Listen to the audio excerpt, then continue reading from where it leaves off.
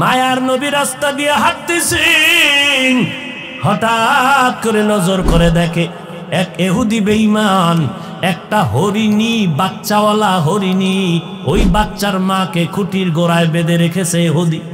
হরিণীটাকে 3 দিন খুঁটির গোড়ায় বেঁধে রাখলো।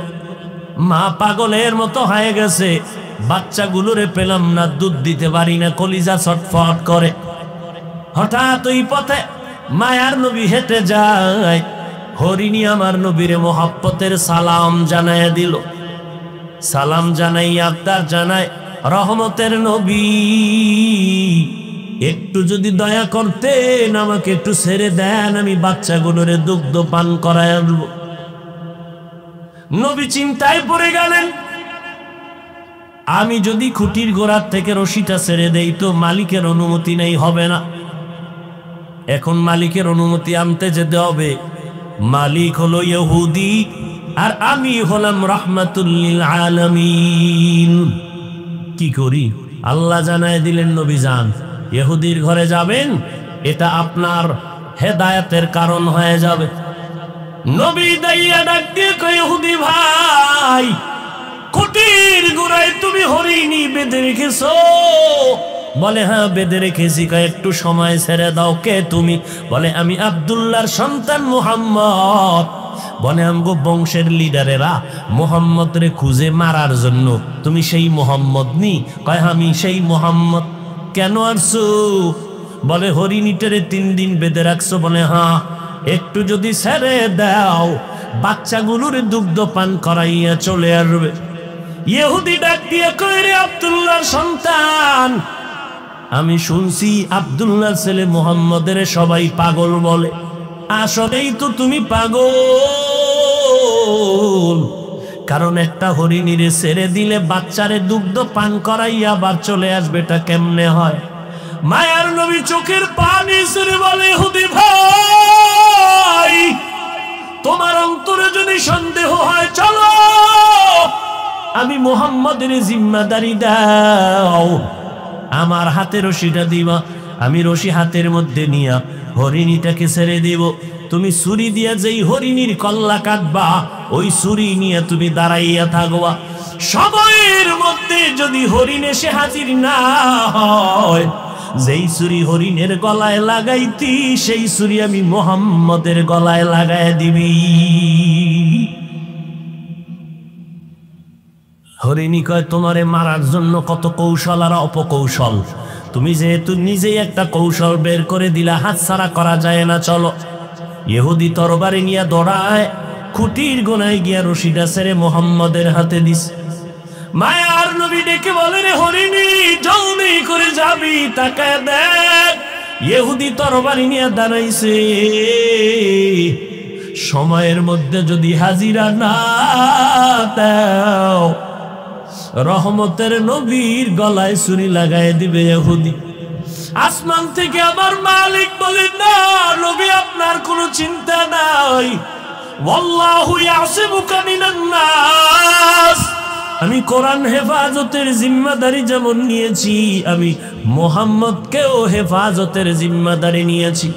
ইহুদি বেঈমান যত চক্রান্ত করবে, আমি মাওলার সামনে টিকবে না, কারণ আমি মাওলাই হলাম সব থেকে বড় বুদ্ধিওয়ালা, আমার মতো জ্ঞানওয়ালা আর কাউকে আমি বানাই নাই। যত বুদ্ধিজীবী দেখো, এই বুদ্ধি দিয়া আমার রাস্তা কেউ বন্ধ করতে পারবে না। ওয়ামাকারু ওয়ামাকারাল্লাহ ওয়াল্লাহু খায়রুল মাকিরিন।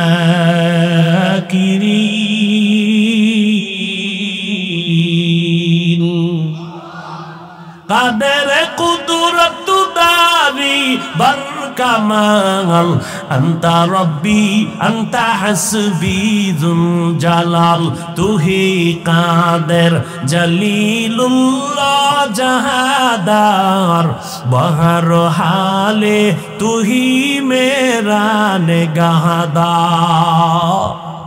মায়ার নবী হরিণীটারে ডেকে বলল, টাইমের মধ্যে আসবি।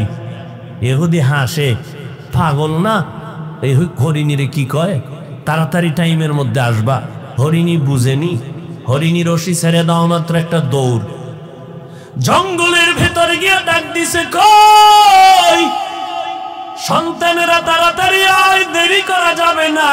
রহমতের নবী দাঁড়াই আছেন, পার্শ্বে ইহুদি তরবারি নিয়ে দাঁড়ানো। সময় যদি দেরি হয়ে যায় মদিনার নবীর গলায় ছুরি লাগাবে বেঈমান দাঁড়ানো আছে। বাচ্চাগুলো মায়ের কণ্ঠ পাইয়া হাজির হয়ে গেছে। মা তুমি এতদিন আসো নাই, কে বেঁধে রেখেছে হুদি, আজকে কেমন করে আসছো? বলে রহমাতুল্লিল আলামিন ওই পথ দিয়ে যাওয়ার পরে আমি বলার পরে দয়া করেছে। বাচ্চাগুলো চিল্লায় কয়, মা এত দয়া যেই নবী তোমাকে করেছেন, 3 দিন না আরো প্রয়োজনে না খাইয়া থাকবো, দুধে মুখ লাগাবো না, মায়ার নবীকে একটা নজর না দেখিয়া আমরাও দেখতে চাই। মা বলে চলো। এবার মা দৌড়ায়, বাচ্চাগুলো দৌড়ায়, নবীও দাঁড়ানো, ইহুদি তরবারি নিয়ে দাঁড়ানো। হঠাৎ করে দেখে টাইমের আগে হরিণী তার বাচ্চা নিয়ে হাজির হয়ে গেল নবীর সামনে। ঈশা মা এবং বাচ্চাগুলো মাথা নত করলো, মাটিতে কপাল ঠেকাইলো। এরপরে বাচ্চার মা মাথা নাড়ায় নাড়ায় যেন নবীর ইশারায় কি বলল। ইহুদি তাকায় দেখতেছে, ডাক দিয়ে কয়, আব্দুল্লাহর সন্তান। ওই বাচ্চাগুলো কি যেন বলতে চাইলো, কি বলতে চায়। এবার নবী কয়, ইহুদি ভাই, এই বাচ্চা সহ মা প্রথম আমারে সালাম দিয়েছে। আর মা বলেছে ওই বাচ্চাগুলো দুগ্ধ পান করে নাই। আমি রহমাতুল্লিল আলামিনের খবর পাইয়া বাচ্চারা পাগল হয়ে গেছে, আমাকে না দেখে মায়ের দুধে মুখ লাগাবে না। এই জন্য বাচ্চাগুলো আমাকে দেখার জন্য হাজির হয়ে গেল, পেটের ক্ষুধা নিবারণের জন্য দুধ পান করে নাই। আর আমার মায়ার নবী এমন মায়ার নবী, যেই নবীর চেহারা মোবারকের দিকে একটা নজর দিলে 7 দিনের ক্ষুধা পর্যন্ত থাকে না। ইহুদি চোখের পানি ছেড়ে চিল্লায় কয়, মুহাম্মদ, তরবারিটা ফালাইয়া নবীর কদম ধরে কয়, মুহাম্মদ, জঙ্গলের হরিণী যদি তোমাকে চিনতে পারে আর আমি মানুষ হইয়া যদি চিনতে না পারি, আমার মতো নিমক হারাম কেউ নাই, আমারে মাফ করে দাও আর আমাকে ঈমানের পোশাক পরায় দাও, জান্নাতের মেহমান বানায় দাও। আমার মায়ার নবীর কোনো বয়ান করা লাগে নাই। আমার নবীর আদর্শ দেখে বেঈমান কালেমা পড়ে। আজ ওই নবীর উম্মত হইছো রে যুবক, ওই নবীর উম্মত হইয়া আজকে চেহারার মধ্যে নবীর আদর্শ লাগাইতে পারলি না। কয়দিন আর বাহাদুরি করবি? নজর করে দেখ, তোর মতো কত যুবক লাশ হয়ে কবরে গেল। এমন একটা দিন নাই যেই দিন যুবকের লাশের খবর নাই। এই মহামারী চিত্রাং গেল, তুফান গেল কয়েকদিন আগে। এই তুফানের মধ্যে কত বান্দা চলে গেল, বিদেশ থেকে টাকা কামাই করে দেশে আইসা বিল্ডিং করলো, আনন্দ করবে, বিল্ডিং এ ঢুকবে মাত্র 2 দিন পরে। মনের বড় আশা, ছেলে মেয়ে নিয়ে ঢুকবে, কিন্তু যখন রাতে তুফান শুরু হলো, বিল্ডিং এর পাশে টিনের ঘরে ঘুমায় গেল। ছোট একটা খাটের ভেতরে বাবা যুবক এক পাশে, স্ত্রী আর পাশে একটা কন্যা সন্তান। রাতের তুফানে একটা বড় গাছ উপরাইয়া শিকড় শুদ্ধা টিনের ঘরের মাঝখানে পড়ে গেল। এসে লোকেরা দেখে ওই 3 জনের বুকের উপরে গাছটা চাপ দিল, জায়গায় 3 জন নাই।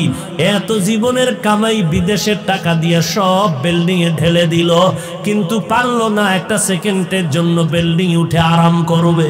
তোমার ঘরের স্ত্রীর রক্ত তো পিওর, ওই বাচ্চাটার কোনো আমল নামা নাই, গুনাহ নাই, এরপরও গায়ের জোরে খাওয়াইতেছ। লিখে রাখো, এই সন্তান কোনোদিন মানুষ হবে না। লিখে রাখো, আল্লাহর কসম করে বলছি, এই হারাম খাওয়াইয়া সন্তানরে বড় বানাবা। মরণের আগে সন্তান কোনোদিন মা বাবার খেদমত করবে না। আল্লাহ হেদায়াত দান করুন। আরো জোরে বলেন, অন্যায় করে বাবায় সন্তানের উপরে কেন বিপদ?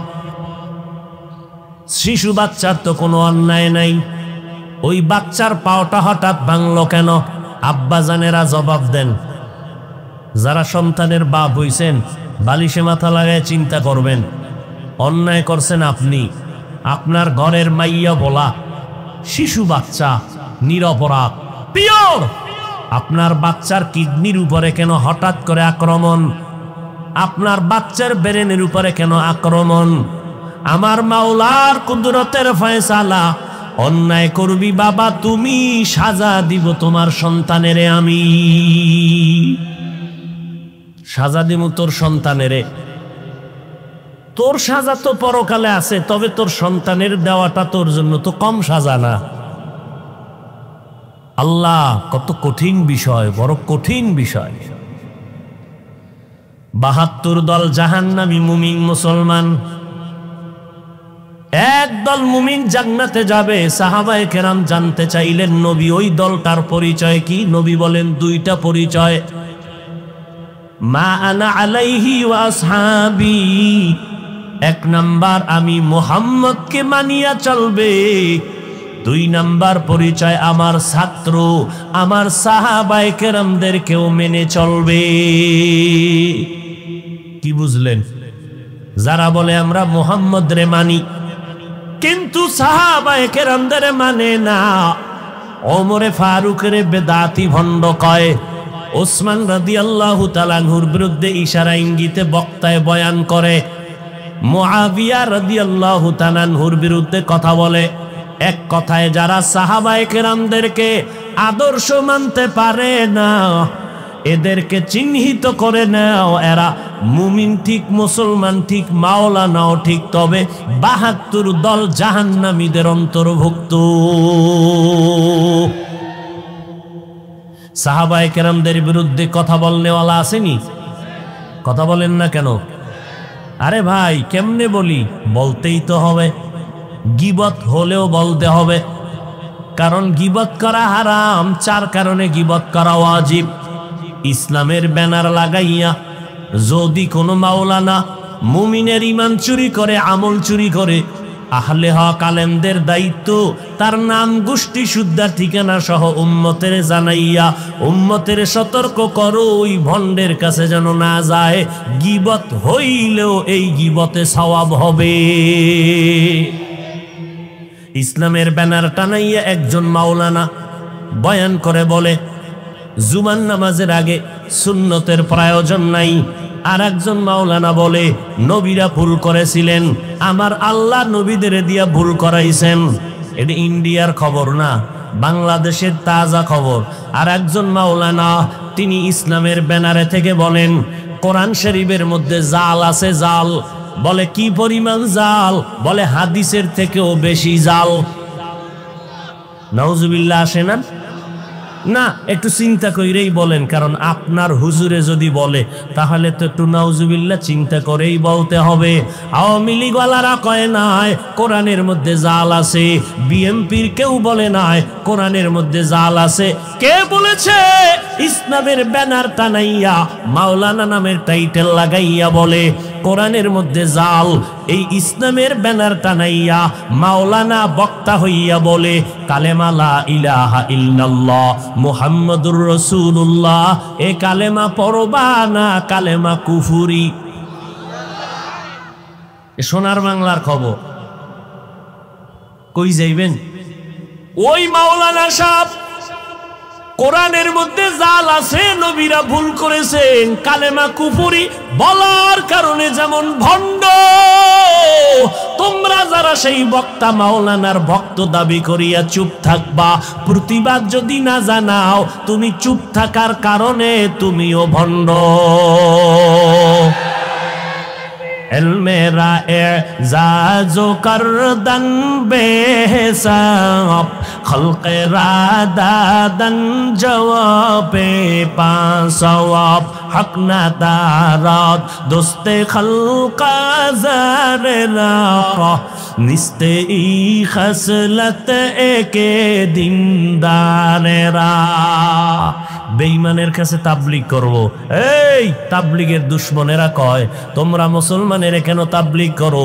তোমরা হিন্দুদের কাছে যাও, হিন্দুদেরকে দাওয়াত দাও, খ্রিস্টানদেরকে দাওয়াত দাও, তাদের কাছে আমার মোহাব্বতের দাবি।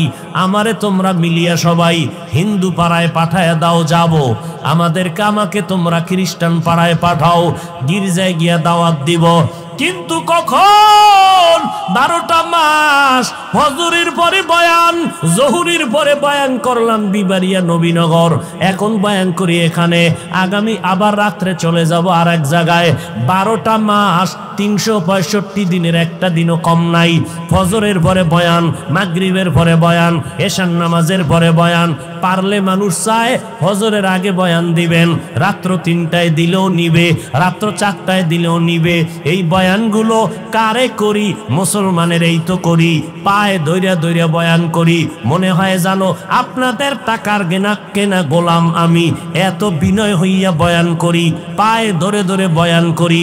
বয়ান করে কি বুঝাই জানেননি? চরমনাই না গেলে জাহান্নামে যাবে, তাবলীগ না করলে জাহান্নামে যাবে, এই কথা তো একবারও বলি না। পাঁচকল্লি টুপি মাথায় না দিলে জাহান্নামে যাবে, একবারও বলি না। কওমি মাদ্রাসায় না পড়লে গুনাহ হবে, একবারও বলি না। এত চিল্লাইয়া 12টা মাস খানা নাই, ঘুম নাই, এত কষ্টের উপরে কষ্ট। ও আল্লাহর বান্দারা, বুঝাইয়া এত চিল্লাইয়া 2টা স্লোগান অন্তরে ঢুকাইতে চাই। ও দুনিয়ার নবীর আশিকের দল, 2টা স্লোগান কলবের মধ্যে ঢুকাও। যতদিন বেঁচে থাকবা গোলামি করবা আমার আল্লাহর, যতদিন বেঁচে থাকবা আদর্শ মানবা মদিনাওয়ালার। আর কারো গোলামি করা যাবে না, আর কারো আদর্শ মানা, কোন পীর সাহেবের গোলামি করা যাবে না, হারাম। কোন পীরের আদর্শ মানা যাবে না, হারাম। আল্লাহর গোলামি কেমনে করবা? অন্ধের মতো, অন্ধের মতো গোলামির ব্যাখ্যা হলো কোনো প্রশ্ন নাই, এটা এমন কেন, ওটা এমন কেন। অন্ধ ভক্ত হইয়া আল্লাহর গোলামি করবা, অন্ধ ভক্ত হইয়া নবীর আদর্শ মানবা, প্রশ্ন করা যাবে না নবী এমন কেন বললেন, নবী এমন কেন করলেন। অন্ধ ভক্ত হইবা 2 জনার, একমাত্র আল্লাহ আর নবীজির।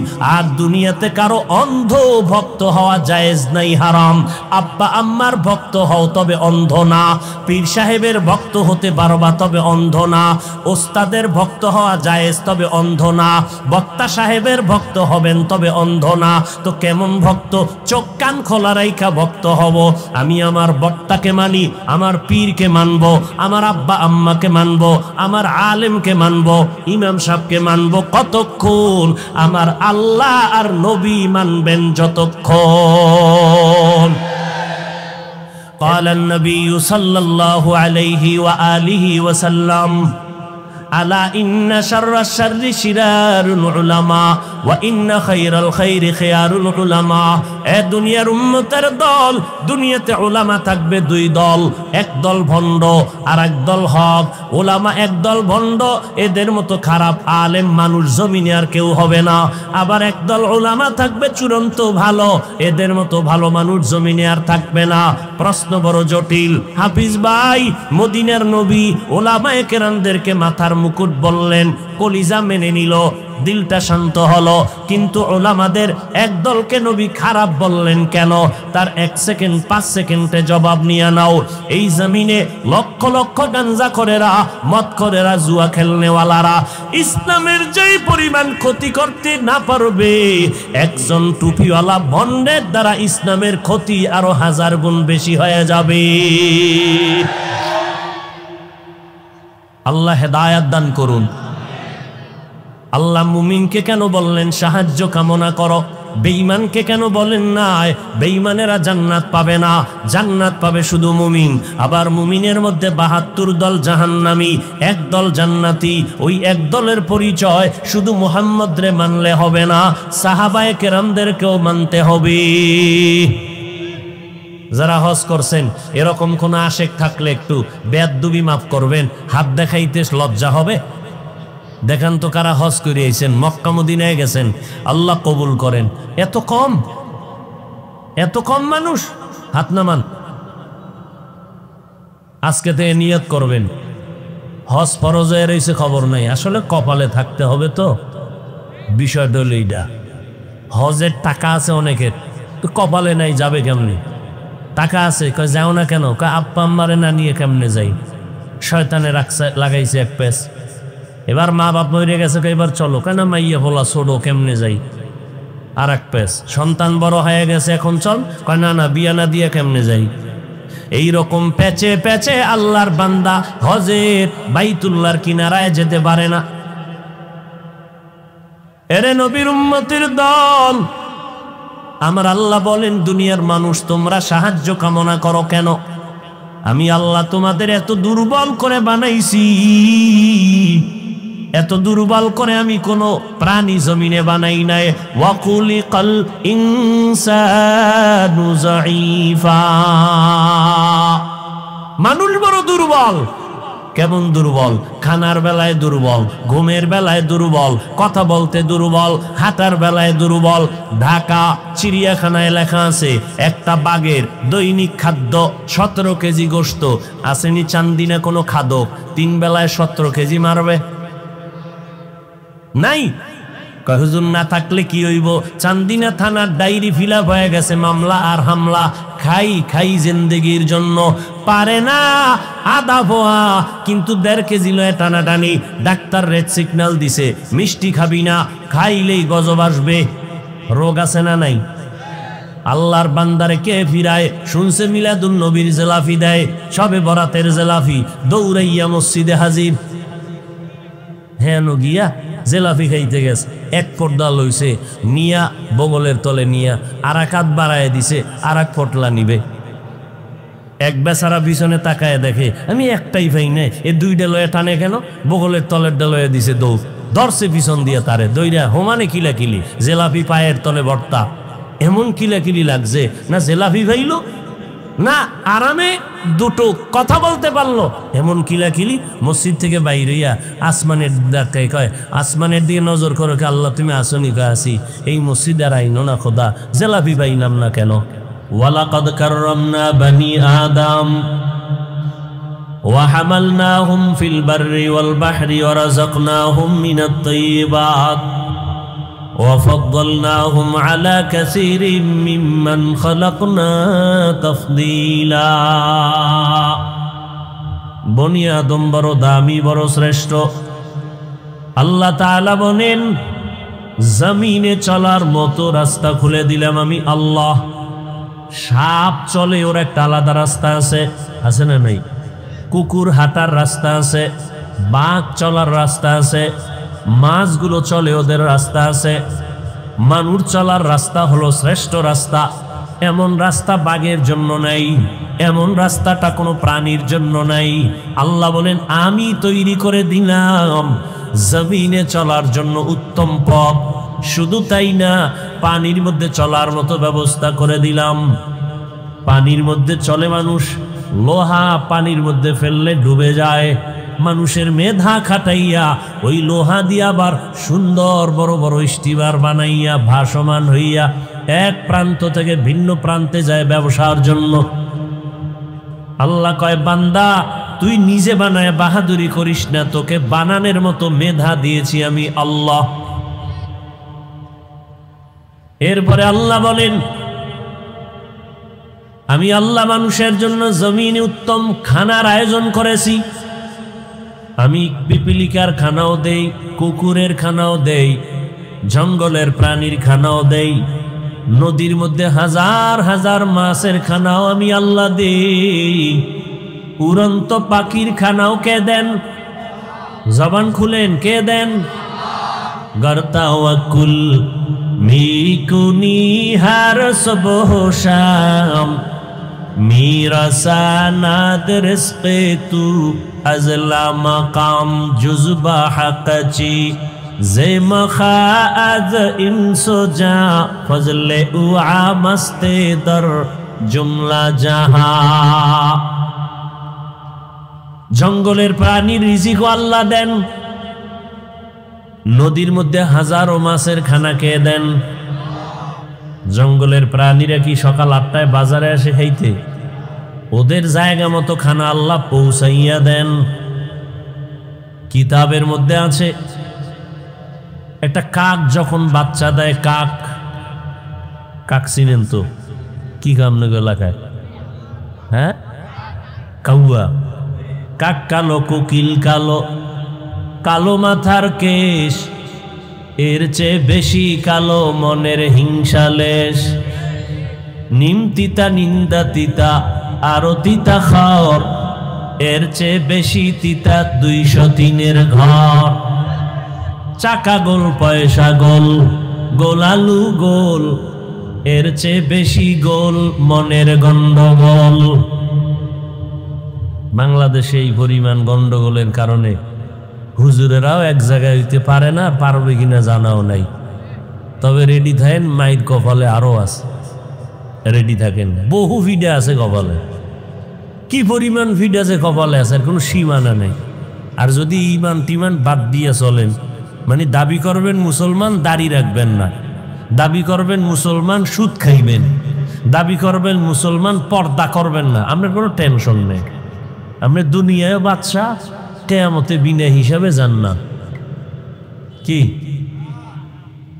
আর যদি কন না মুসলমান দাবি করলে চাপাবাজি না, দাড়ি রাইখা মুসলমান দাবি করব, মানুষের যতখানা সব কাবারে আটকানো, যাতে ময়লা না লাগে।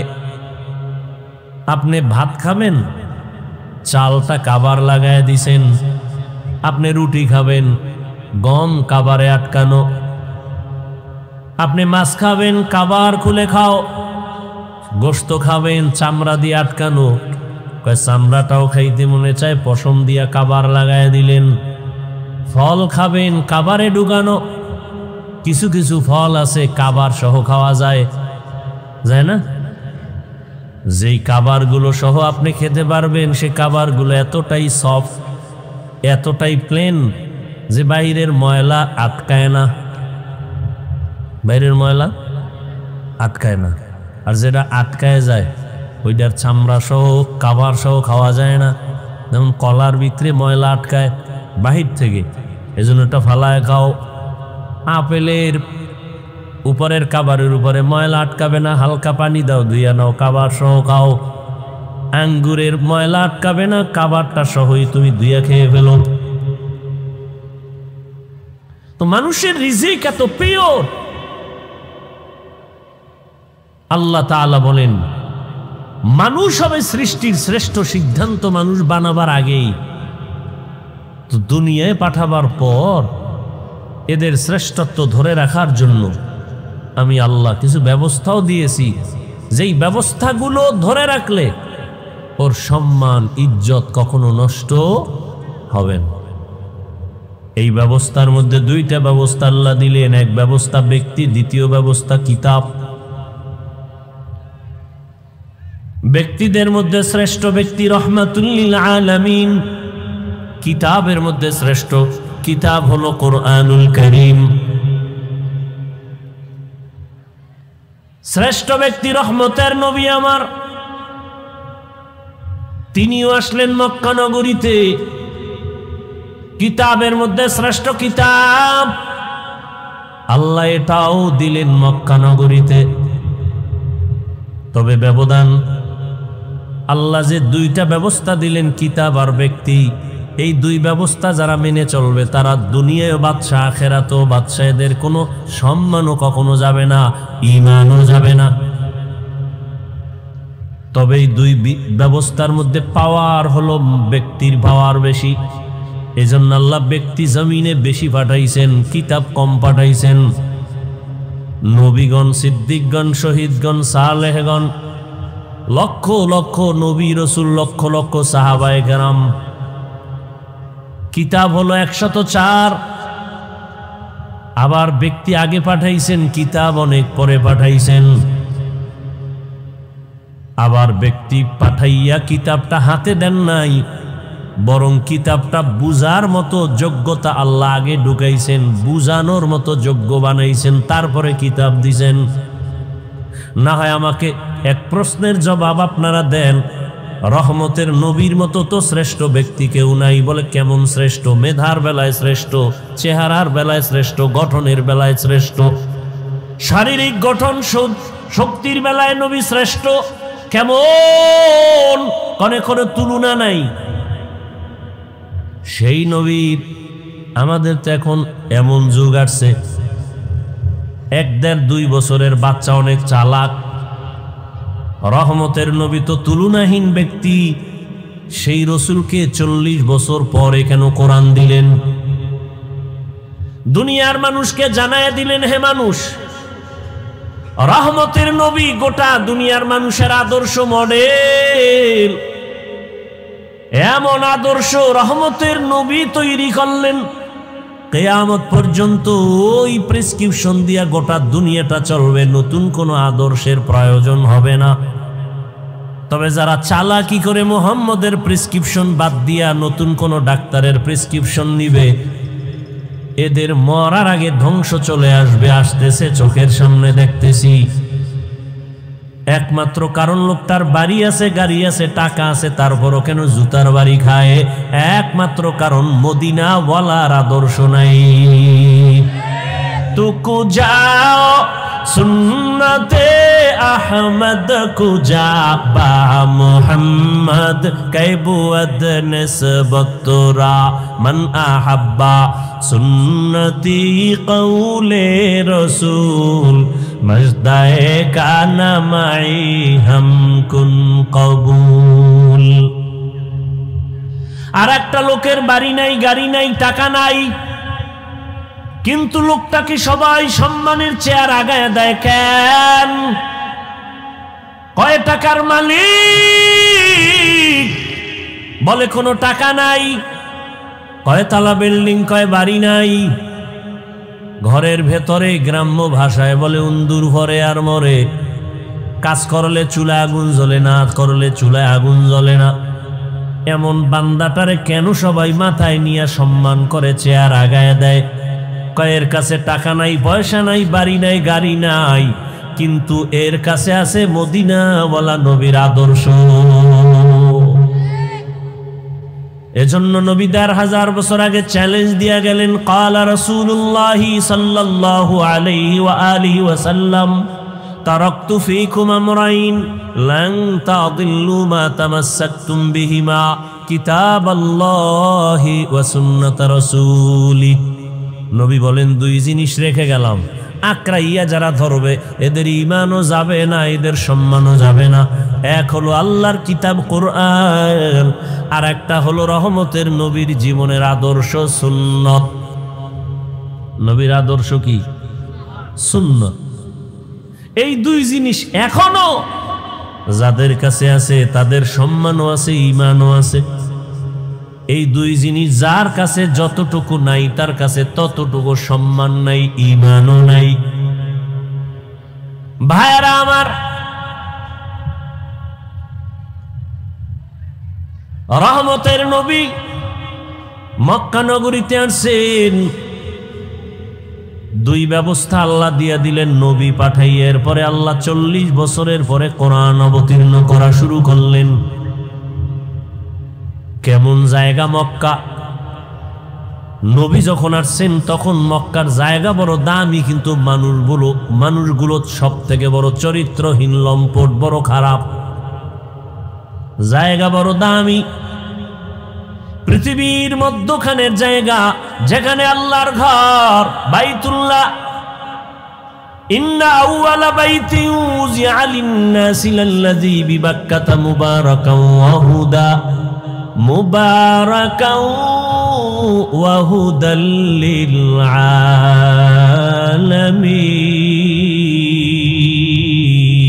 আলামিন।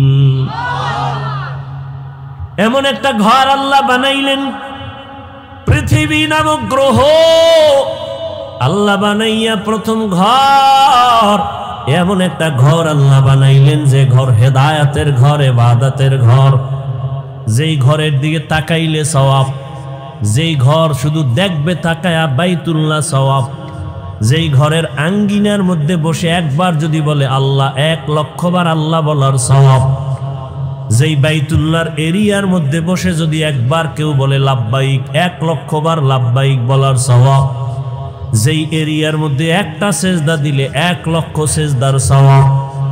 এমন একটা ঘরের পার্শ্বের মানুষগুলো চরিত্রহীন, চরন্ত খারাপ। কতটা খারাপ ভাষা নাই বলার, লজ্জার কারণ।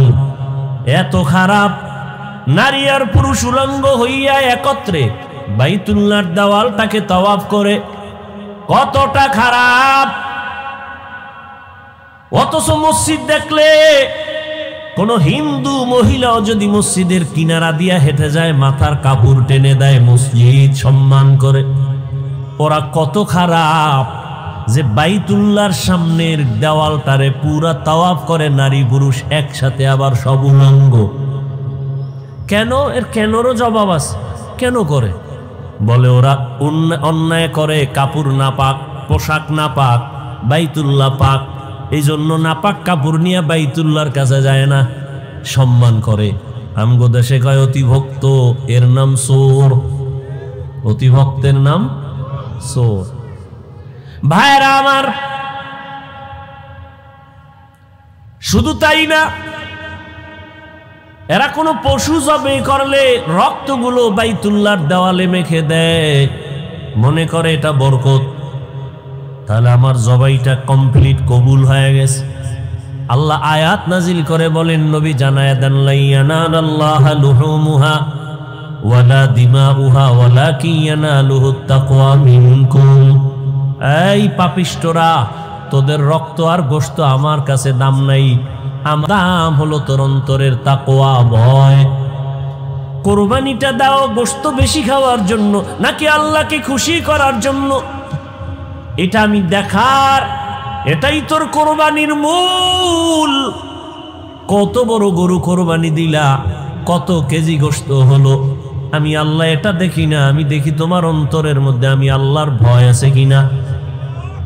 हर के दाम खौफे हकदार दिल मदम जन्नतुल मअवा देहद उरा मकाम। মক্কার মানুষ আর কত খারাপ, বলে ওরা নারীদের পছন্দ করে না। বিধবা নারী সমাজের বাইরে। আম্মা জানেরা মাসে যখন অসুস্থ হয় বিছানা আলাদা করে দেয়, ঘৃণা করে। কন্যা পছন্দ করে না। ছেলে হলে বাবা খুশি, বড় ঈদের আনন্দ করে। মেয়ে হলে বাবা দরজা লাগায়া ঘরের মধ্যে থাকে, বাইরে যায় না, লজ্জা। কন্যা হইছে এই ভয়, এই লজ্জা। রহমতের নবী আসছেন, এত খারাপ জায়গায় রহমতের নবীরে আল্লাহ পাঠাইলেন কেন? যেই জায়গার মানুষ এত খারাপ, ওই জায়গার মধ্যে এত দামি রহমতের নবীকে কেন পাঠাইলেন? বলে যত বড় রোগী তত বড় ডাক্তার, ঠিক নি? ইমামুল আউয়ালিন আল আখিরিন বহরে সদকা রহমাতাল লিল আলামিন সাইয়্যিদুল কাউনাইন খাতমুল মুরসালিন আখির আমদ বুদে ফখরুল আউয়ালিন শুদ ওজুদাস রহমাতাল লিল আলামিন মসজিদে উশুদ হামারো ये জমিন। রোগী যত বড় ডাক্তারও তত বড়। রহমতের নবী কেমন ডাক্তার? বলে শ্রেষ্ঠ ডাক্তার। শ্রেষ্ঠ ডাক্তার কাকে বলে? কয় যেই ডাক্তারের ঔষধ দেওয়ার পরে আর কোনো ডাক্তারের প্রয়োজন হয় না। রহমতের নবী এমন এক ডাক্তার, নবী আইসা এমন ঔষধ দিলেন যে ঔষধ সেবন করলে মানুষ দুনিয়াতেও লাভবান, আখিরাতেও লাভবান। অন্য কোনো ডাক্তারের ঔষধ নেওয়ার প্রয়োজন হবে না। কিন্তু এই জমিনের মধ্যে রহমতের নবীর ঔষধ বাদ দিয়া যারা আব্রাহাম লিঙ্কনের ঔষধ গণতন্ত্রে কলিজায় ঢুকাইছে, ওরা জায়গায় জায়গায় জুতার বাড়ি খাইতেছে। আসতে বলেন কেন? আব্রাহাম লিঙ্কনের আদর্শ গণতন্ত্র রহমতের নবীরটা বাদ দিয়া নিচে কপাল পুড়ে গেছে। লেনিনের আদর্শ নিচে, নবীরটা বাদ দিয়া কপাল পুড়ে গেছে। কালমার্সের আদর্শ নিয়ে নবীরটা বাদ দিছে, কপাল পুড়ে গেছে। জমিনের মধ্যে নবীর আদর্শ বাদ দিয়া ভিন্ন কোন আদর্শ যারা গ্রহণ করেছে, এরা মরার আগেই মরে গেছে। এদের ইজ্জত সম্মান সব নষ্ট হয়ে গেছে। আল্লাহর জাতের কসম, এ জমিনে একমাত্র রহমতের নবীর আদর্শ ছাড়া আর সুন্দর ভালো আদর্শ কারো মধ্যে নাই। রহমতের নবীর আদর্শ কত সুন্দর, কাউকে গালি দেওয়া যাবে না। কেউ যদি তোমাকে গালি দেয় জবাব দিও না, ধৈর্য ধারণ করো। নিজের হাতে বিচার নিও না, আসমানে ছেড়ে দাও। আসমান থেকে বিচার হবে, কঠিন বিচার, যা ফিরেইতেও পারবে না। ধৈর্য ধরে তুমি চুপ থাকো। স্বয়ং রহমতের নবীকে সামনে দাঁড়ায়া বেঈমান গালি দেয়, নবী কোনো জবাব দেন না। আবু বকরের মাথা গরম, জবাব দিবেন ভাব, নবী ইশারা করলেন জবাব দিয়েন না। আর এক বেঈমান ঈশা গালি দেয়, ওমর পাশে, মেজাজ গরম। ওমর বলে এখন ধরে ফেলবো, নবী ইশারা দিলেন কিচ্ছু বলিয়েন না। নবী বলেন বান্দা যখন চুপ হইয়া থাকে, আল্লাহর উপরে ভরসা করে বিচার দেয়, তখন ফেরেশতা আল্লাহ পাঠাইয়া ওই বেঈমানের বিচার করেন। বড় কঠিন, আল্লাহর বিচার বড় কঠিন। রহমতের নবীর আদর্শ, সামনে কোরবানি আসতেছে, নবীর আদর্শ কত সুন্দর। বলে শুধু মানুষ হইয়া কষ্ট দিবে এতটুকুই না, বলে কোরবানি যারা দিবা, একটা পশুর সামনে আর একটা পশু জবাই করবা না, অন্য পশু কষ্ট পাবে। নবীর আদর্শ কতটাই সব। কোন পশুকে শোয়াইয়া রাইখা জবাই দিতে দেরি করবা না, কষ্ট পায়। এক পশুর সামনে অন্য পশু জবাই করবা না, কষ্ট পাবে। তাহলে একটা পশুর কষ্ট রহমতের নবী বরদাস্ত করতে পারেন না, সে জায়গায় মানুষ হইয়া মানুষের কষ্ট দিলে তা কেমনে বরদাস্ত হবে? কিন্তু কপাল বড় খারাপ, এমন যুগে জমিনে জন্ম নিলাম, এমন সমাজে যে একটা কুকুর মারলে মানুষ কষ্ট পায়, কিন্তু মানুষ জবাই দিলে কষ্ট পায় না। কপাল বড় খারাপ। রহমতের নবীর আদর্শ এতটাই সুন্দর, জীবনে নবী একটা মিথ্যা কথা বলেন নাই, ঘোষণা দিলেন মিথ্যা বলবা না, হারাম। নবীও বলেন নাই, কাউকে বলার অনুমতিও দেন নাই। নবী কতটা সরল। মসজিদে নববীর মধ্যে বসে আছেন, শরীরের মধ্যে একটা জামা লাগানো, হঠাৎ একটা বাচ্চা ঈশা ডাক দিছে দরজার সামনে, ইয়া রাসূলুল্লাহ, আমারে আম্মু পাঠাইছে। আম্মু কি চাও? আমার আম্মু একটা জামা চাইছে, কুর্তা। নবী বললেন আমার কাছে এক্সট্রা কুর্তা নাই, জামা নাই। বাচ্চা চলে গেল। কিছুক্ষণ পর আবার ঘুরে দিয়ে ঈশা বলেন, ও দয়ার নবী, আপনার শরীরের মধ্যে যেই জামাটা আছে, আমার আম্মু সেই জামাটাই চেয়েছেন। রহমতের নবী কেমন দয়ার নবী, নিজের জামাটা খুইলা দিয়ে দিছেন, খালি বডি নিয়ে নবী বসে আছেন। আপনি দিবেন? এই নিজের খানা অন্যকে দিবেন, এই মানুষ তো জমিনে নাই, নিজের গায়েরটা খুইলা দিবে এমন কেউ নাই। রহমতের নবী নিজের গায়ের জামাটা খুইলা দিলেন, খালি গায়ে বসা।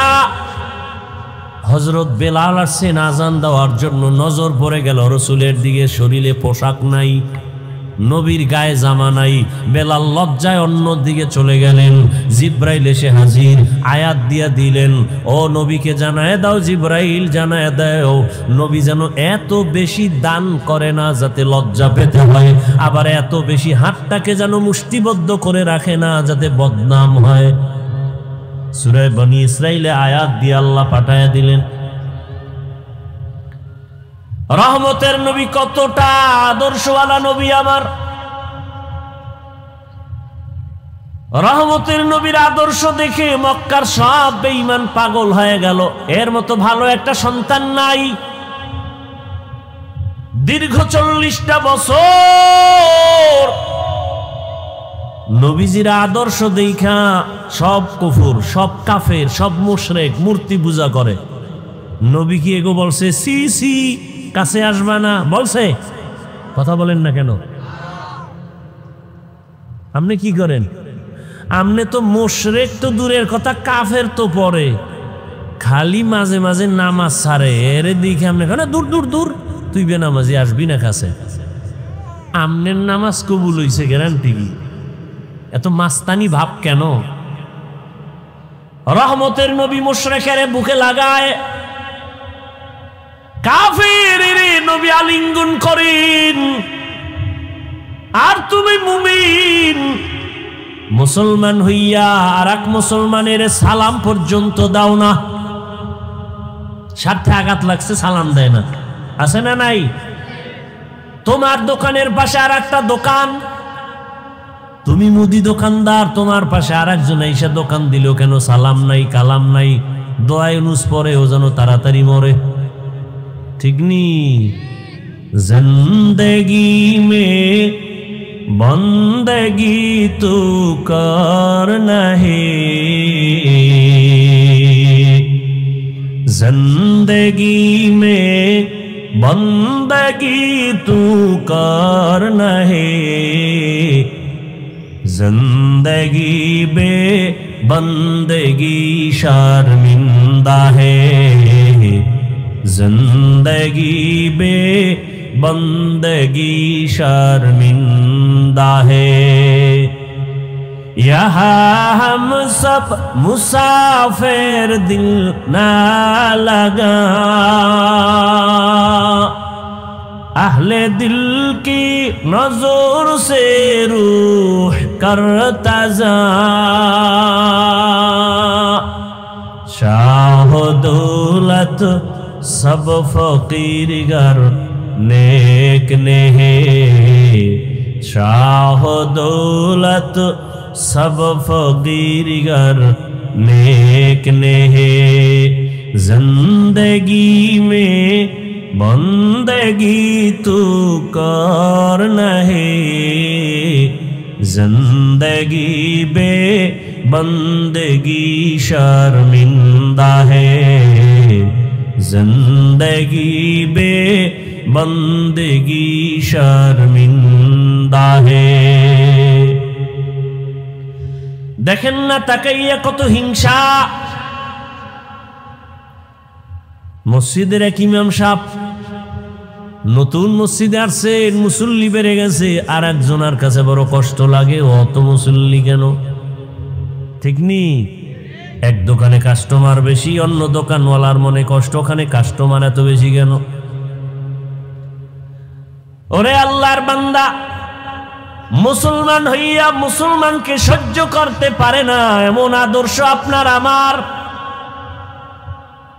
যদি সহ্য করতে পারতেন, ফেসবুকটা খুইলা বেঈমানের বিরুদ্ধে কথা বলা হতো। মুসলমান হইয়া মুসলমানের বিরুদ্ধে কোনোদিন কেউ কথা লিখতে পারত না। কিন্তু কপাল কত খারাপ এই জাতির, শুধু মুসলমানের বিরুদ্ধেই লেখে না, এই জাতি যাদেরকে দেখা জান্নাতের পথ পাবে ওই ওলামায়ে কেরামদের নাম নিয়ে নিয়ে ফেসবুকে লেখা। এমন কিছু কুলাঙ্গার বেয়াদবেরা তারা সতর্কবাণী দেয়, হুজুর আপনি সতর্ক হইয়া যান, আমার লেখা এজন্যই দিলাম, সতর্ক করলাম। ওরে তোর মতো বেয়াদবের অধিকার নাই। একজন আলেমের ভুল ধরবি, আলেমের লোকমা দেওয়ার জন্য আলেম আছে, আলেম সারা আলেমের লোকমা দেওয়া এটা লোকমা নয়, বড় গাদ্দারি আর বেয়াদবি। এলমেরা এজাজু করদন বেহিসাব, এলমেরা এজাজু করদন বেহিসাব, খলকেরা দাদন জবাবে বাসওয়াব, হক নাদারত দোস্তে খলকা জারেরা, মিস্তে ই খসলত একে দিনদারেরা। রহমতের নবী মুশরিকের বুকে লাগায় দীর্ঘ 40 বছর। নবী কোনোদিন কাউকে বলে নাই নামাজ পড়ো, জিকির করো, তেলাওয়াত করো, কোনো দাওয়াত নাই, শুধু হাসি মুখে ব্যবহার। 40 বছর পরে যখন আল্লাহ কোরআন দিয়েছেন, নবী এবার দাওয়াতের কাজ শুরু করলেন। নবীজির আদর্শ দেখা মক্কার মানুষ কেমন যেন পরিবর্তন শুরু। এত খারাপ, এত খারাপ, এত খারাপ, সেই মানুষ এত ভালো, এত ভালো, কিয়ামত পর্যন্ত তাদের স্মরণাক্ষরে নাম লেখা। খারাপ মানুষ এত দামি হয়ে গেল। আল্লাহ পাক জিব্রাইলের দিয়া লিস্টি পাঠায় দিয়া কয়, নবীরে জানাও এই লিস্টিতে যাদের নাম আছে ওই সমস্ত নবীর ছাত্র সাহাবা, এরা বিনা হিসাবে জান্নাতি। এত বড় খারাপ মানুষগুলো জান্নাতের টিকিট পাইলেন, নবী এদেরকে এত ভালো বানায় ফেললেন কি বেতের বাড়ি দিয়া, গালি দিয়া। আহ, নবীর ব্যবহার কত সুন্দর, নবীর আদর্শ কত সুন্দর। সেই আদর্শ লালন করলেন সাহাবায়ে কেরাম, তাদের আদর্শ কতই না সুন্দর। রহম দিলওয়ালা নবী আমার, সারা দুনিয়ার মধ্যে অদ্বিতীয় আমার নবী। সেই নবীর যৌবনের বয়স 25 বছর, কিন্তু ওই সময় নবীর তো পৃথিবীর এক শ্রেষ্ঠ রমণী দরকার, সুন্দরী রূপসী এক মেয়ে দরকার, কুমারী। কিন্তু আল্লাহ পাক মক্কার মানুষের সব চরিত্র ঠিক করার জন্য নবীরে পাঠাইয়া দেখাইলেন। নবী ওই বয়সে একজন মেয়েকে বিয়া করলেন, এক নারী, তাও 2 জন স্বামী বিদায়ের পরে। রহমতের নবী, 2 সন্তানের মা, জননী। ওদিকে আবার বয়সেরও কোনো মিল নাই। রহমতের নবীর বয়স 25, আম্মা জানের বয়স কত? এতটা দেখার পরও যে বেঈমান, যে পশু, যে কুলাঙ্গারের বাচ্চারা বলে মোহাম্মদ যৌবনের তাড়নায় পরে অনেক বিয়া করেছে, ওরে পিটাইয়া এরপরে ওকে কুকুরের নাস্তা বানাইলো, এর জাল শোধ হয় না।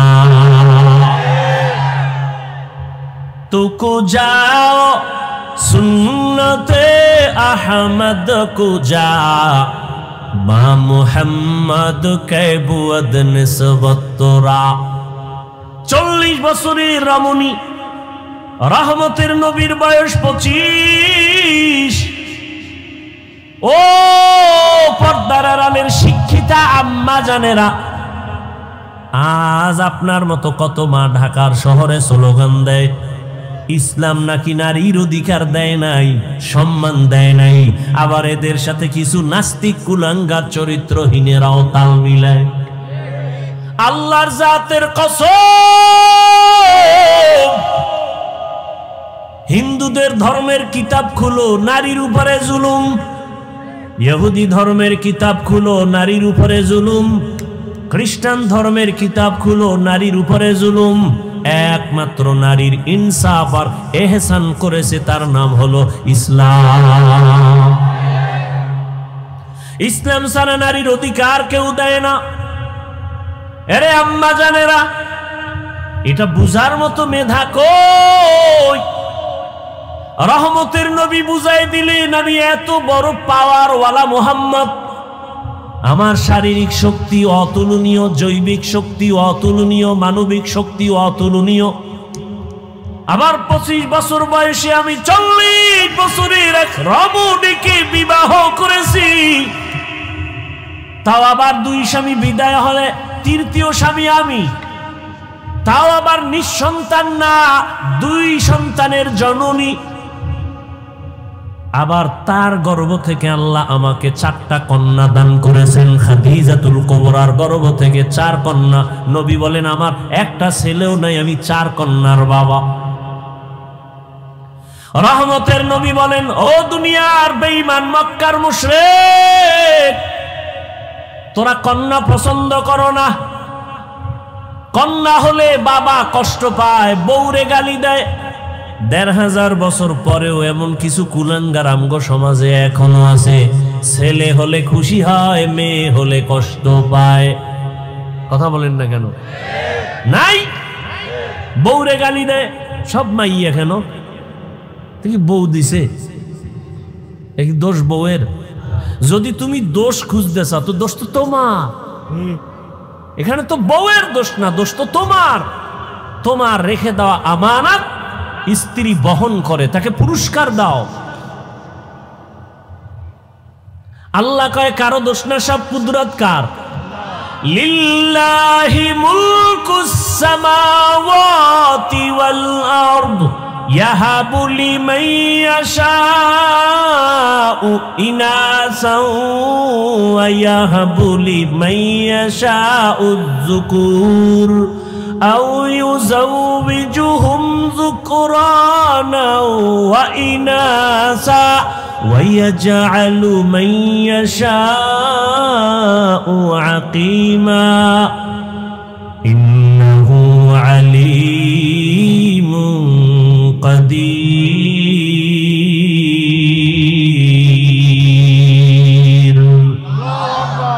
আল্লাহ বলেন আসমান জমিনের ক্ষমতা কার? আল্লাহ বলেন আমি চাইলে কাউকে ছেলে দেই, কাউকে মেয়ে দেই, কাউকে দোনোটা দেই, কাউকে কোনোটাই দেই না। ক্ষমতা কার? আল্লাহর কুদরত। তুমি স্লোগান দাও ছেলে হোক মেয়ে হোক দুটোর বেশি নয়, একটা হলে ভালো হয়। আবার একজন বলি না হইলে তো আরো ভালো। আল্লাহ কয় না, সন্তান আমি দেই, রিজিকও আমি দেই। মানুষের সংখ্যা যখন কম ছিল খানার অবস্থাও কম, এখন বাড়ছে, খানার পরিধিও বেড়ে গেছে। 1% জায়গার মধ্যে 50 বছর আগে যেই পরিমাণ ধান হইতো এখন কম না বেশি? সরকার বাড়াইছে, তোমার আম্মা বাড়াইছে না? কে বাড়াইছে? ওয়াতারযুকু মান তাশাউ বিগাইরি হিসাব।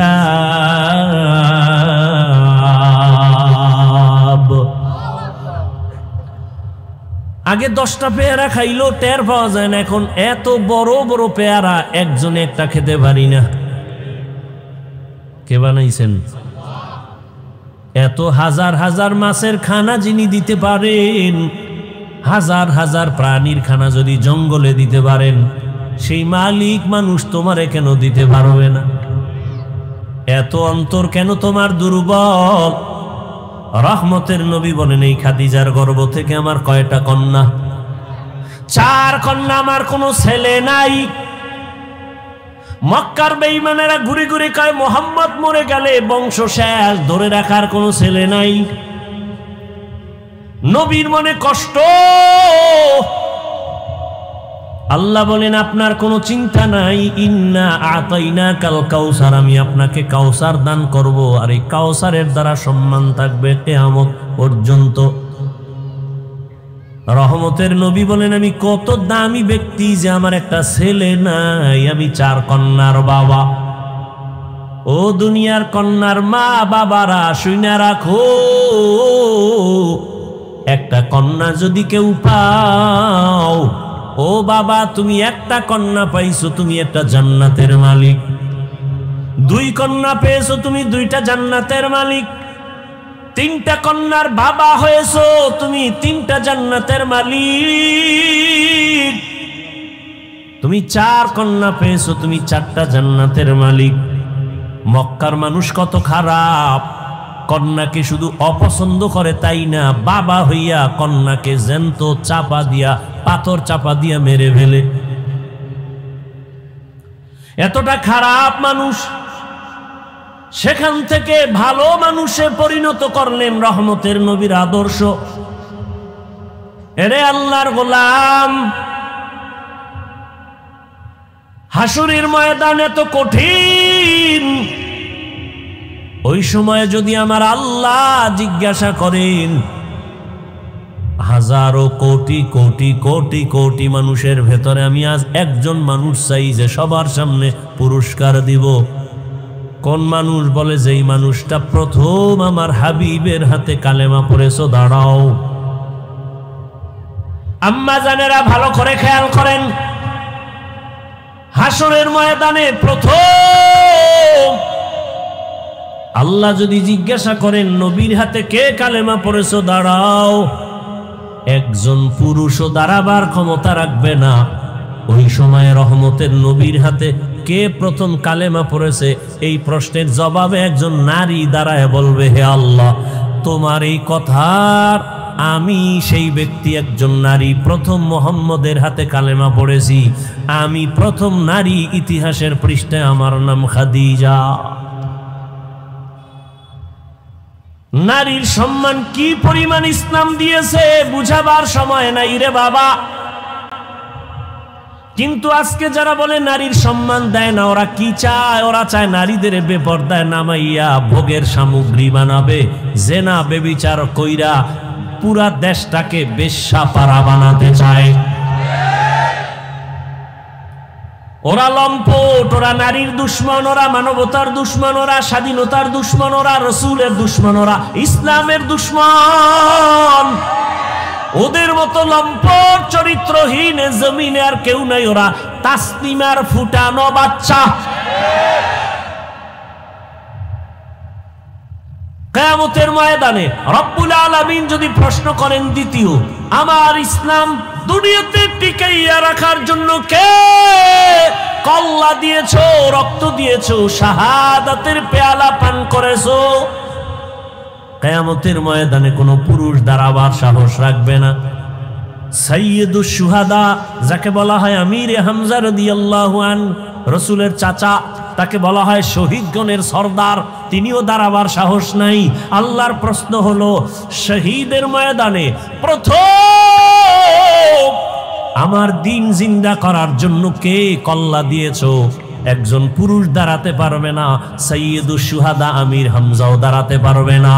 দাঁড়াবে একজন নারী, দাঁড়ায় বলবেন, হে মালিক, তোমার এই কথা অনুযায়ী প্রথম ইসলামের জন্য আমি কল্লা দিয়েছি আমি এক নারী, সুমাইয়া রাদিয়াল্লাহু তাআলা আনহা। নারীর সম্মান শুধু দুনিয়ায় না আখিরাতেও বলার সময় নাই। কিয়ামতের কঠিন মুসিবতের সময় সূর্যের গরমে মাথার মগজগুলো ভাতের মারের মতো ফুটবে, নবীরা পর্যন্ত কান্নায় বেহুশ। আদম নবী কাঁদবেন, আল্লাহ আমাকে বাঁচাও। মুসা নবী কাঁদবেন নিজের চিন্তায়, উম্মতের কথা মনেও থাকবে না। ইব্রাহিম নবী কাঁদবেন নিজের চিন্তা, উম্মতের কথা বাদ। কিন্তু সেই সময় রহমতের নবী হাদিসে বলেন, জান্নাতের 8টা দরওয়াজা খোলা হয়ে যাবে। এখনো কিন্তু বিচার শুরু হয় নাই। জান্নাতের 8 দরজা খোলা হবে, দারোয়ানরা বারবার ডাকবে, 4 জন মহিলাকে ডাকবে, আসো, কোনো হিসাব নাই।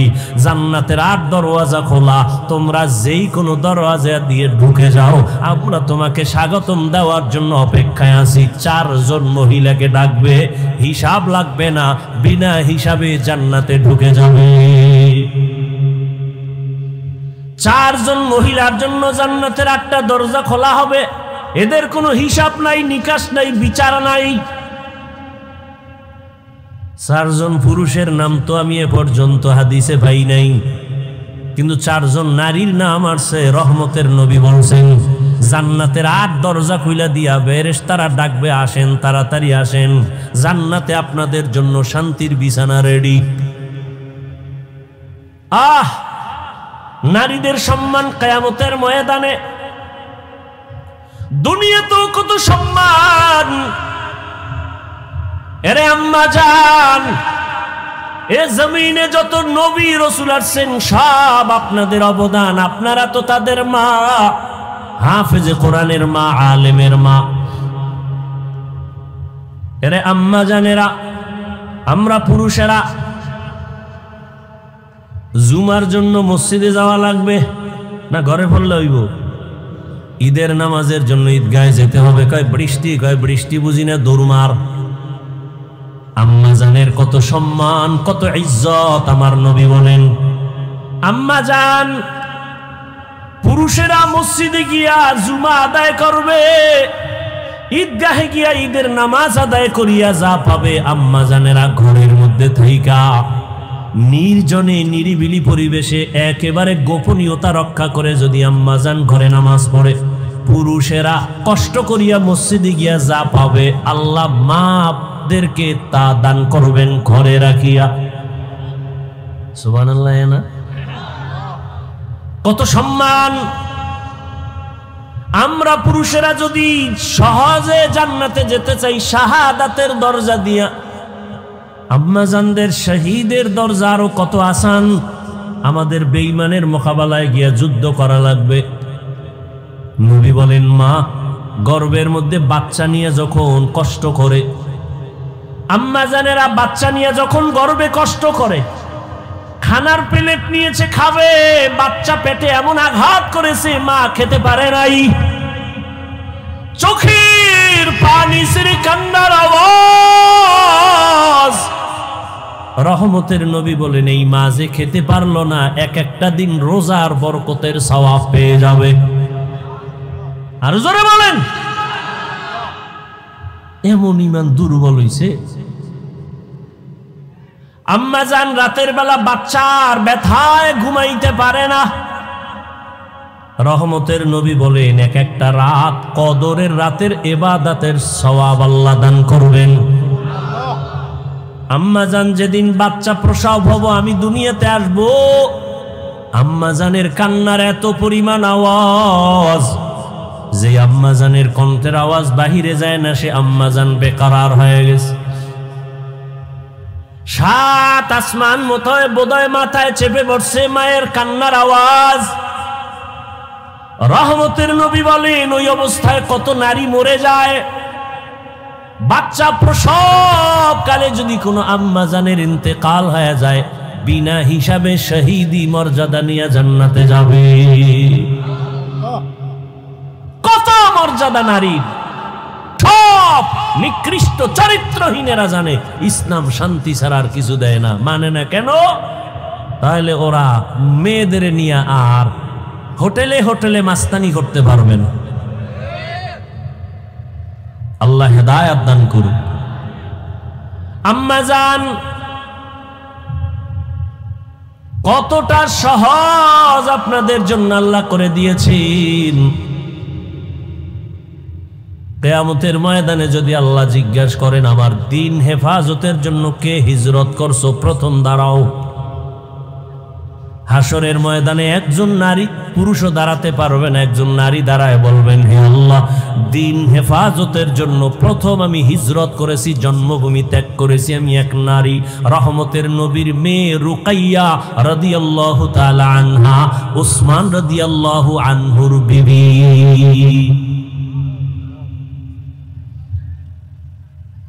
রহমতের নবীর আদর্শ। এরে আম্মা জান, এ দুনিয়াতে শুধু দিনের লাইনে না, দুনিয়ার লাইনে যত ভালো ভালো সন্তান আসছে মায়ের অবদানের কারণে। খাজা মঈনুদ্দিনের ঘটনা আমি প্রায় সময় বলি, আপনারা জানেন। খাজা মঈনুদ্দিন চিশতি রহমাতুল্লাহ আলাইহি মদিনাতুল মুনাওয়ারা থেকে আসছেন ভারতে কালেমার দাওয়াত দিতে। লক্ষ লক্ষ বিধর্মী খাজা মঈনুদ্দিনের হাতে কালেমা পড়ে মুসলমান হয়েছেন। মঈনুদ্দিনের দিলটা বড় খুশি। আম্মা জান বলেন ও মঈনুদ্দিন এত আনন্দিত কেন? বলে লক্ষ লক্ষ বিধর্মী কালেমা পড়েছে, অনেক আনন্দ। মা কয় তোমার আনন্দ করার কিছুই নাই, সব আমি মায়ের অবদান। খাজা মঈনুদ্দিন চিশতি আজমিরি রহমাতুল্লাহ আলাইহি বলেন আম্মা জান আপনার অবদান কি? মা চোখের পানি ছেড়ে বলে ও বাবা মঈনুদ্দিন, তুই আমার গর্ভে যখন আসছো আমি এক রাতও ঘুমাই নাই। আমি সেজদায় পড়ে আমি মালিকের দরবারে কান্না করে দোয়া করেছি, তো দয়ার মালিক আমার গর্ভের সন্তান তোমার ওলি হিসাবে দুনিয়ায় পাঠাই। এই আমার সন্তান মঈনুদ্দিন, তুই দুনিয়াতে আসার পর আমি মা তোকে যতদিন পর্যন্ত দুধ পান করাইছি, আল্লাহর জাতের কসম একটা ফোঁটা দুধও আমি তোর মুখে বিনা অজুতে দেই না। খাজা মঈনুদ্দিনের মা কান্না করে বাবা এক ফোঁটা দুধও তোর মুখে বিনা অজুতে দেই নাই। একটু চিন্তা করতে পারেন, এই মায়ের সন্তান জগৎ বিখ্যাত হবে না তো কে হবে?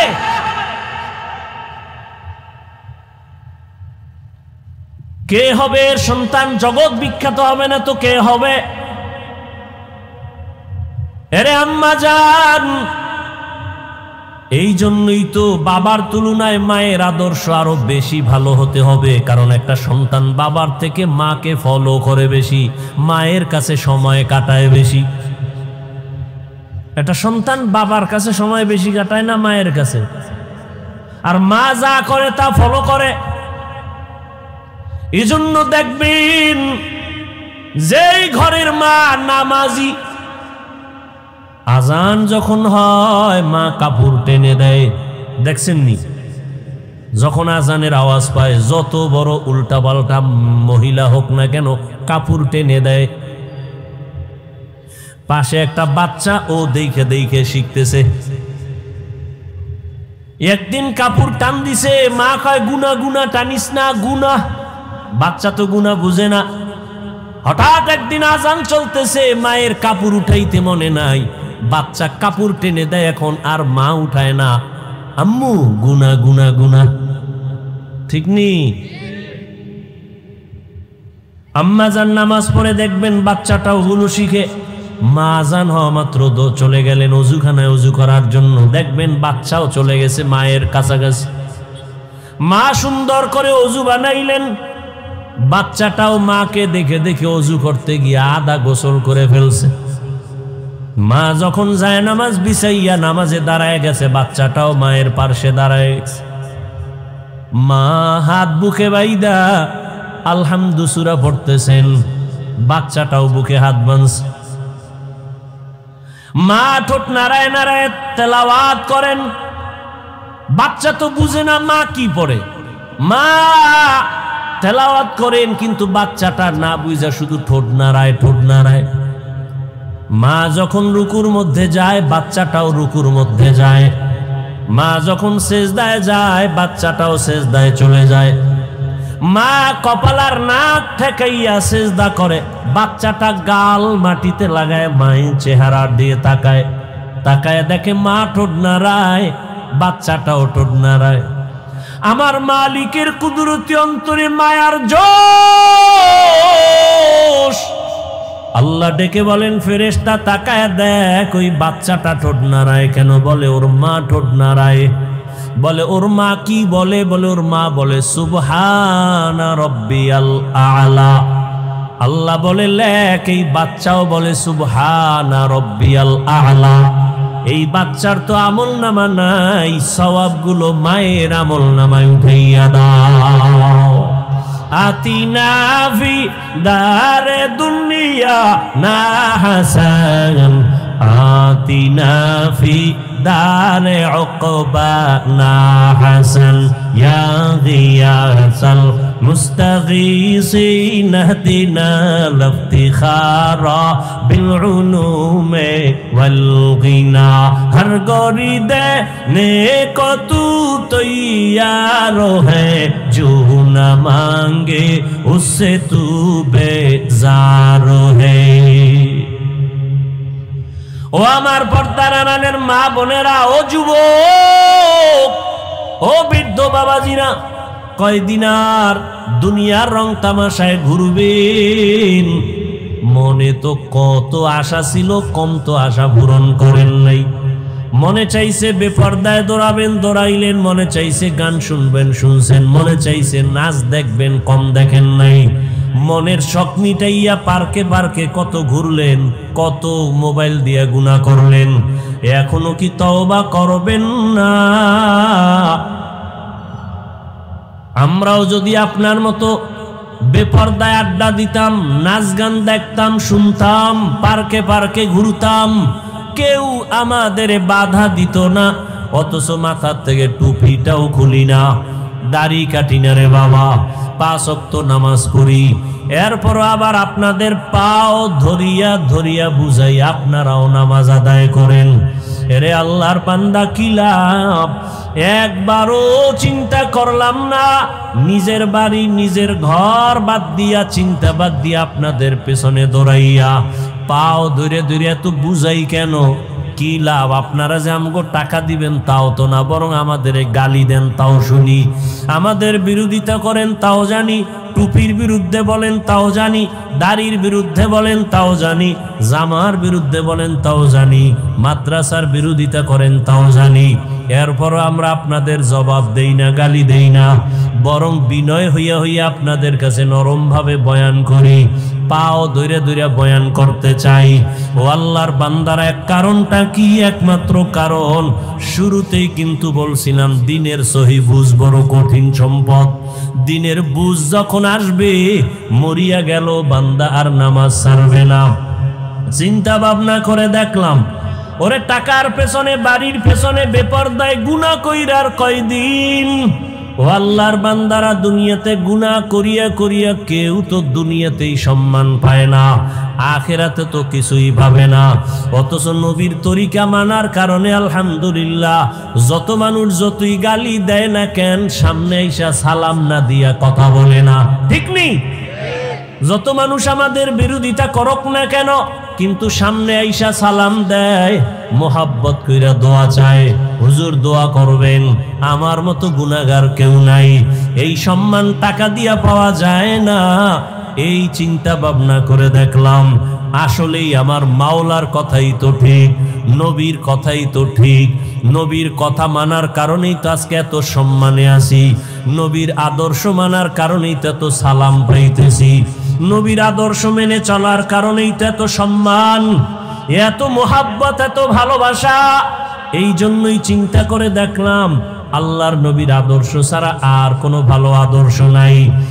আর আল্লাহর কোরআন সত্য, এ কোরআন ছাড়া সত্য কোনো কিতাব নাই।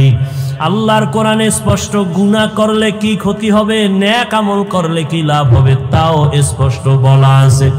ওরে আল্লাহর বান্দারা, চিন্তা ভাবনা করে দেখলাম নবীর হাতে কালেমা পড়িয়া সাহাবায়ে কেরাম জান্নাতের টিকিট হাতে পাইয়া এরপরেও যদি কান্না করেন কবরের ভয়ে, হাসরের ময়দানে দাঁড়াবার ভয়ে, আমার তো নামাজ নাই, রোজা নাই, তেলাওয়াত নাই, কিছুই নাই, মানুষকে দেখাবার জন্য যা করি, আল্লাহর কাছে এমনি কেমন করে দাঁড়াবো, এই চিন্তা করে চোখের পানি ছেড়ে দোয়া চাই, দোয়া করি। ও আল্লাহর বান্দারা, আমরা নামাজ পড়িয়াও কাঁদি, দাড়ি রাখিয়াও কাঁদি, ভয় ভয়, আল্লাহর আযাব বড় কঠিন। আর আপনারা যারা নামাজ পড়েন না, দাড়ি রাখেন না, পর্দা করেন না, বেপর্দায় চলেন, মা বাবার সাথে বেয়াদবি করেন, আলেম ওলামার সাথে বেয়াদবি করেন, শিক্ষকের সাথে বেয়াদবি করেন, মানুষের উপরে জুলুম করেন, আপনাদের হালাতটা আরো কত ভয়ঙ্কর হবে।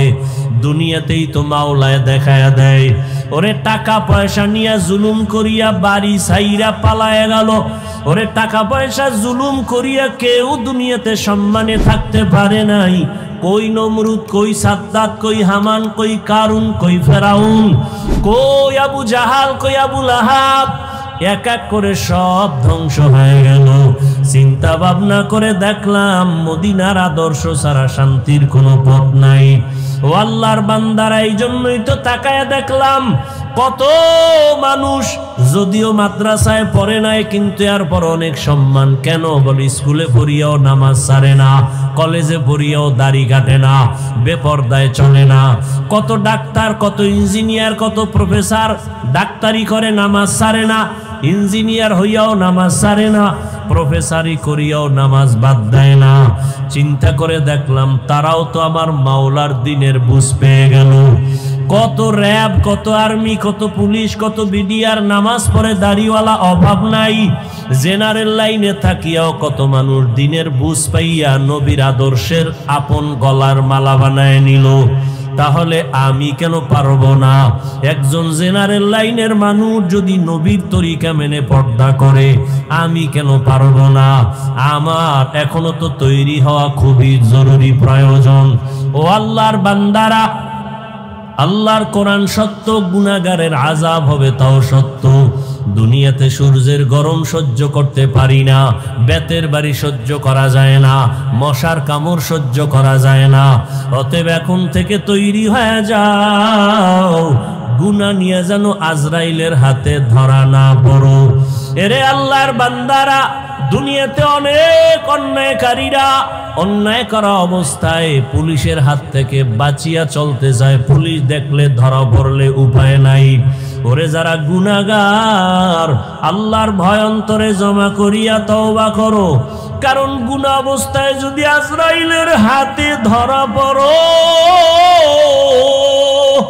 কই ছেলে কই মেয়ে কই বাড়ি গাড়ি কিছুই না, সাদা 3টা কাপনের প্যাকেট বানায় কবরে নিয়ে যাবে। আজকে আমার এত সম্মান এত কিছু, কেউ আমার নাম নিবে না। তবে মানুষের সাথে যদি ভালো ব্যবহার করি, জুলুম না করি, মানুষের সাথে ভালো আচরণ করে যাই, আল্লাহর হুকুম মতো চলে যাই, মানুষ তখন দোয়া করবে, স্মরণ করবে। আর যদি অন্যায় করি, জুলুম করি, স্মরণও করবে না, দোয়াও করবে না, আল্লাহ আমাকে আর ভালো রাখবেন না। অতএব হেদায়েতের মালিক আমার আল্লাহ। এখনো যারা নামাজ ধরতে পারো নাই রে যুবক বাবারা, স্কুলে পড়ো, নামাজটা ধরে ফেলো। কলেজে পড়ো, নামাজ ছাড়িও না, দাড়ি কাটিও না, বেপরদায় চলিও না। মা বাবার দোয়া, শিক্ষকের দোয়া, উলামায়ে কেরামের দোয়া নিয়া নবীর আদর্শের মালা গলায় লাগায়া চলো। আল্লাহর কাছে খাঁটি তওবা করো। মরিয়া গেল আর দাড়ি কাটবা না, নামাজ ছাড়বা না, বেপরদায় চলবা না, মা বাবার বরদোয়া নিবা না, শিক্ষকের সাথে বেয়াদবি করে বরদোয়া নিবা না, উলামায়ে কেরামের সাথে বেয়াদবি করে বরদোয়া নিবা না। তওবা করার মতো যদি অন্তর তৈরি হয়, খাঁটি তওবার নিয়তে দুটো হাত আল্লাহকে দেখায়া দাও। আয় আল্লাহ, হাতগুলো কবুল করে নেন, তওবা কবুল করে নেন। তওবার উপরে মজবুত হইয়া চলার মতো তৌফিক দান করেন, আমিন। আলহামদুলিল্লাহি রাব্বিল আলামিন, ওয়াসসালাতু ওয়াসসালামু আলা সাইয়্যিদিল আম্বিয়াই ওয়াল মুরসালিন ওয়া আলা আলিহি ওয়া আসহাবিহি আজমাইন। ইয়া আরহামার রাহিমিন, ইয়া আরহামার রাহিমিন, ইয়া আরহামার রাহিমিন।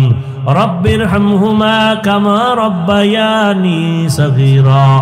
আল্লাহুম্মা ইন্নাকা আফুউন কারীম তুহিব্বুল আফওয়া ফা'ফু আন্না।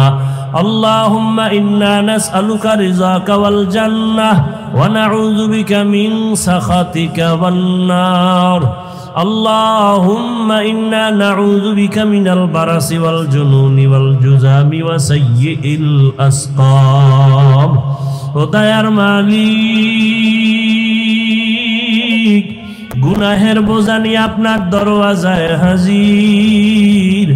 এই ময়দানে তাকায় দেখেন কত আপনার মোহাব্বতের বান্দারা হাত তুলেছেন।